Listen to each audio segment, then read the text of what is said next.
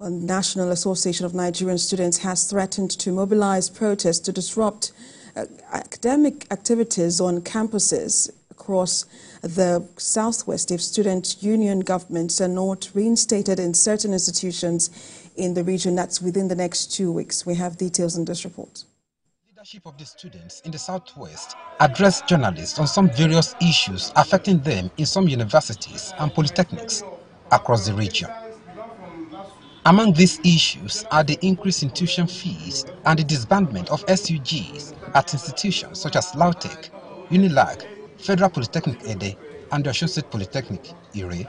We hereby issue a 14-day ultimatum to UNILAG, OSPOLY and LAUTECH and Ede Poly, and also University of Ilesha to restate its students' union. We are urging Nigerian government that they should meet with all the VCs, the rectors, and the provost of every institution that the increments, the policy of increments in our tuition fee should reverse.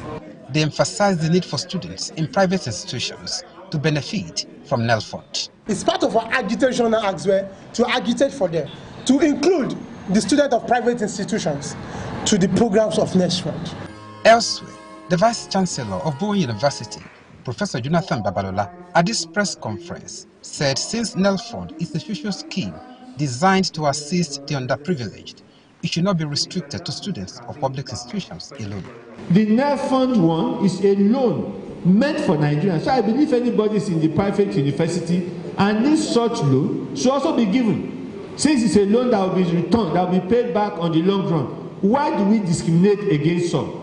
I want government to know, not all students in private university are rich enough to afford it. There are some who, because of strikes in public university, will not want their children to waste their years in public university.